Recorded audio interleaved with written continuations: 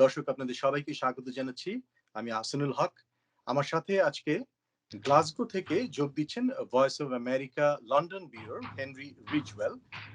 গ্লাসগোতে শেষ হয়ে গেছে জলবায়ু সম্মেলন COP26 ক্লাইমেট সামিট, এবং সেখানে উপস্থিত ছিলেন হেনরি রিজওয়েল। তার সাথে এখন কথা বলছি। Henry, welcome to our show. How are you doing? Great, good to be with you. It's good to see you in Glasgow, where you covered the summit recently held. And we know that an agreement has been done at the end of the summit. President Biden was there. Former President Obama was there. Now, after this huge summit in which almost 200 countries, representatives from 200 countries attended, is it seen as a success or a failure in the combat against climate change? Well, I guess it all depends on your perspective, but the mere fact that, as you say, 197 countries have come together here in Glasgow and managed to reach an agreement and agree on the wording of a final document, I think will be seen as a success.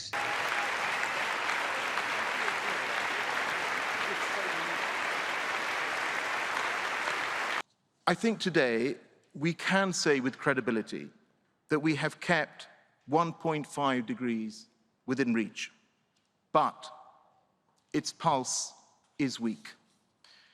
And it will only survive if we keep our promises, if we translate commitments into rapid action, and if we deliver on the expectations set out in this Glasgow Climate Pact to increase ambition to 2030 and beyond, and if we close the vast gap that remains, as we must.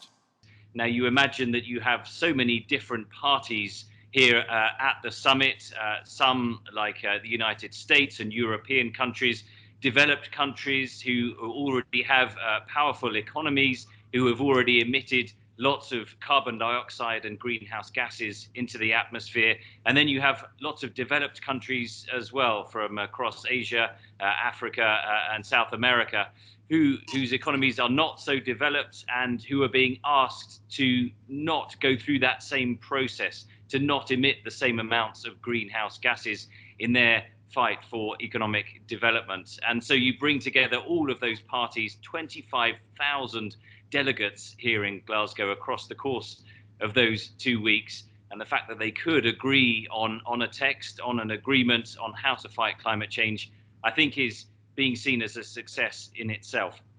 However, it depends who you talk to here. Some of the delegates were deeply disappointed that the language wasn't more specific or didn't go far enough. For example, particularly the language on eradicating the use of fossil fuels, of coal, oil, and gas. There was a reference to phasing out the unabated use of coal and slowly phasing out the inefficient subsidies of fossil fuels.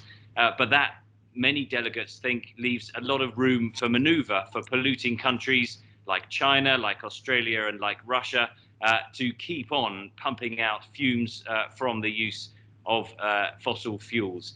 There was also some disappointment as well over the wording around climate finance. Now, this is a key section of these climate summits.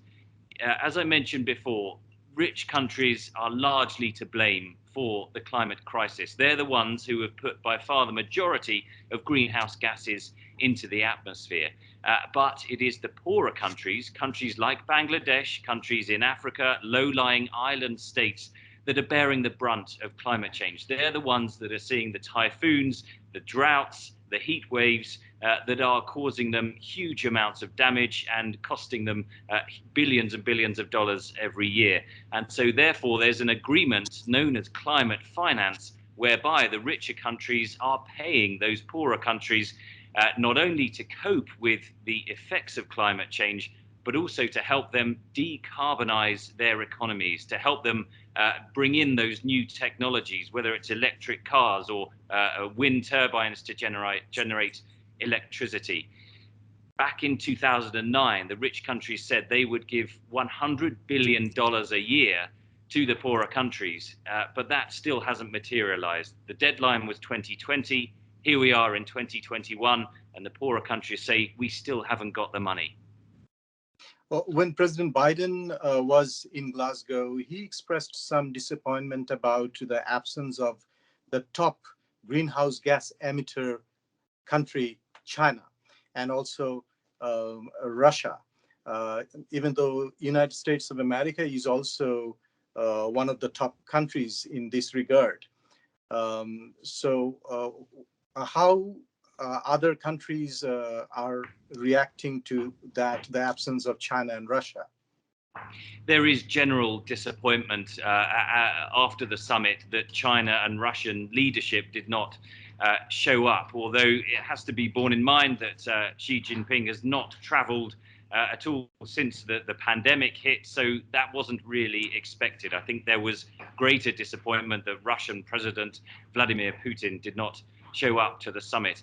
As you say, China is responsible for for the biggest share, individual share of greenhouse gas emissions. Around 27% of CO2 and methane emissions going into the atmosphere today are from China. They did send a senior delegate, a very well-seasoned, experienced delegate who has been to several previous COP climate summits like this. And that did satisfy some of the delegates here, particularly when they were able to sign a joint declaration with the United States towards the end of the summit, which gave added momentum to the talks. Because bear in mind the tense geopolitical situation now, the United States and China are in the midst of a trade war, and trying to negotiate and cooperate on tackling climate change was never going to be easy. So those countries came together towards the end of the summit. They said they would work together to try to meet the Paris climate targets, to try to limit global warming to no more than 1.5 degrees above pre-industrial levels. And that really did help the summit reach a final concluding text. However, the key thing to remember about the pledges and the documents that have been signed at Glasgow is that they are not enforceable. These are pledges, these are promises that are written on a piece of paper. And now that the delegates have gone home and the world leaders have congratulated themselves on achieving a deal, those agreements have to be implemented. They have to be turned into policies at the domestic level. And this is a key part of the document. It wants all countries, China and Russia included, the United States, everyone who's party to the deal, to come back every year to give what is known as nationally determined contributions. That is each country's plan of how it's going to reduce greenhouse gas emissions across the next decade. So that's the key thing. Look what happens in the coming months and the coming years. Do those climate ambitions, are those domestic policies getting more ambitious, and will they keep global warming in check? Former President Barack Obama also attended the summit, and he was very critical because in 2015, the Paris summit, the targets that were set, former President Obama said that many of those targets were not met, not realized. We are nowhere near where we need to be yet. For starters, despite the progress that Paris represented, most countries have failed to meet the action plans that they set 6 years ago. We need advanced economies like the US and Europe leading on this issue. But you know the facts. We also need China and India leading on this issue. We need Russia leading on this issue, just as we need Indonesia and South Africa and Brazil leading on this issue. We can't afford anybody on the sidelines. South Asian countries, especially Bangladesh, is one of the countries that will be affected by this climate change. The sea level may rise, and a large part of the country can go underwater. So do you think this summit is there anything that we have in the agreement that will be satisfactory for a country like Bangladesh? I think the key thing to focus on is the pledge to keep to the target of 1.5 degrees Celsius and limiting global warming to no more than that level. All the countries, all the parties to the deal have said they will continue to work towards that.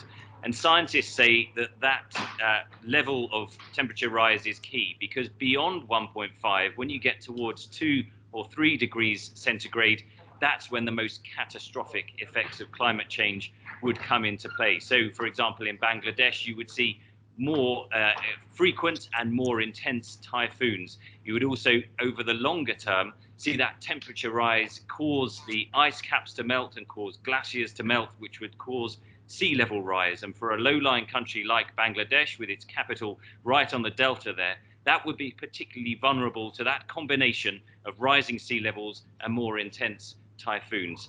So those who see the deal as a big achievement are saying that it is key that that target of 1.5 degrees Celsius has been kept to. There are also other commitments in the agreement as well over the phasing out of fossil fuels, although the language around that is less certain, and also language around giving that climate finance that we've talked about, that $100 billion and more to poorer countries over the next few years so that they can adapt to climate change.